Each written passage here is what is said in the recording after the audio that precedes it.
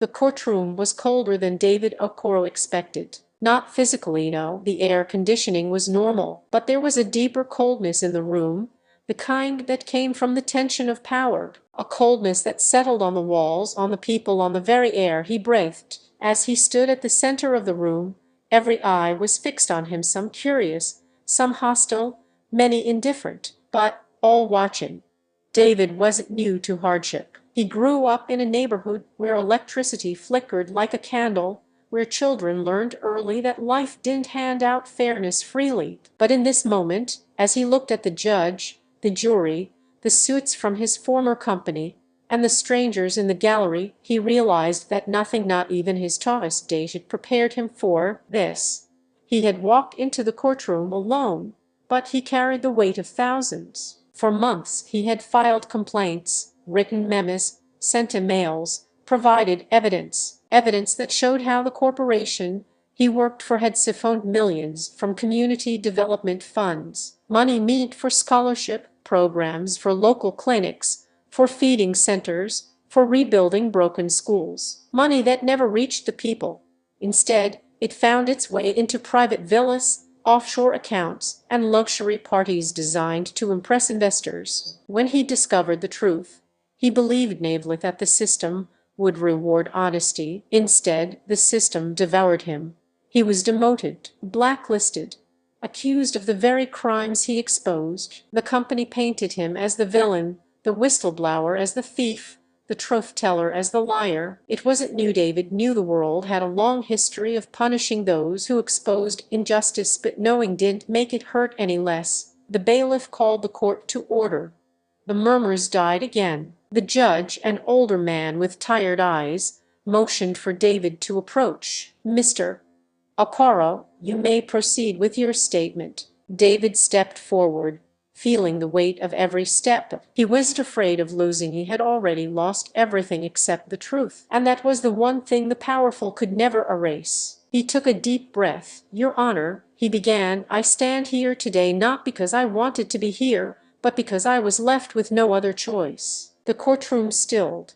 For years, I worked for a company that claimed to help communities. They held press conferences, issued reports, accepted awards. But behind their polished image was a truth too dark to ignore. They stole from the people they claimed to protect. They stole from the poor, the voiceless, the forgotten. And when I reported it, they tried to destroy me. The executives shifted uncomfortably. "Your Honor," David continued, "I come from a place where people survive on hope, hope that justice still exists, hope that some part of the system is still fair. But too often, we are shown that justice is reserved for the powerful." His voice grew steadier.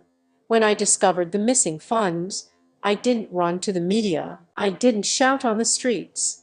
I followed the rules. I filed the reports. I trusted the process. I trusted that truth mattered." A bitter smile crossed his face. "But truth doesn't matter to those who benefit from lies." He looked directly at the jury. "Instead of investigating, they investigated me. Instead of protecting me, they persecuted me. Instead of fixing the problem, they tried to fix me into silence." He paused, letting the weight of his words settle. "I lost my job. I lost my friends. I nearly lost myself. My mother begged me to stop. My father warned me that justice is expensive when you're poor and impossible when you're black. And he was right. But I couldn't walk away, not when I saw the schools closing, not when I saw the clinics collapsing, not when I saw mothers crying because the programs they depended on had vanished without explanation."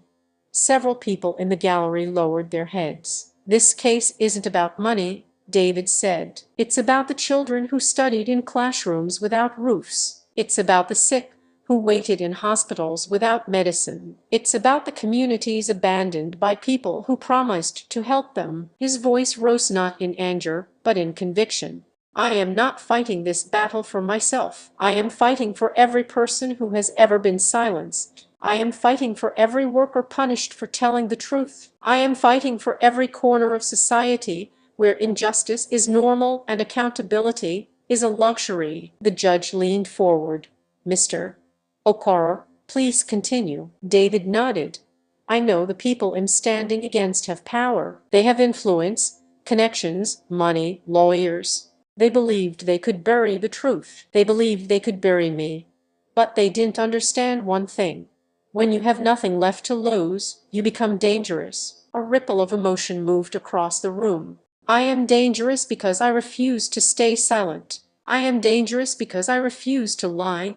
I am dangerous because I have seen what injustice does to people, and I refuse to let it continue without a fight. David took another breath. Your Honor, I didn't come here to beg. I came here to reveal what they hid.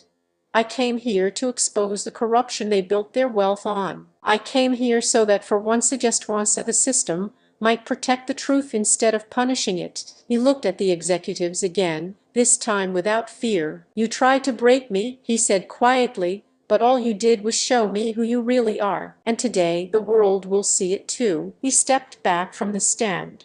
The courtroom did not react immediately. No applause, no gasps, no chows. Just silence, a deep, heavy silence. The kind that comes when something undeniable has just been spoken. Then one person in the gallery stood. Then another. Then a third. Not everyone. Not even most. But enough. They didn't cheer. They didn't clap. They simply stood to acknowledge that courage had just walked through fire and survived. The judge cleared his throat, visibly moved, though trying to remain neutral. Mr.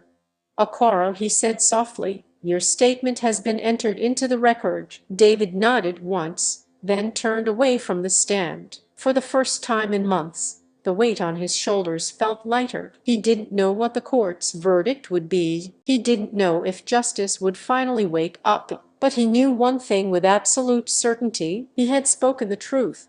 And sometimes, truth itself is the beginning of a revolution. He walked out of the courtroom not as a victim, but as a man who refused to stay silent.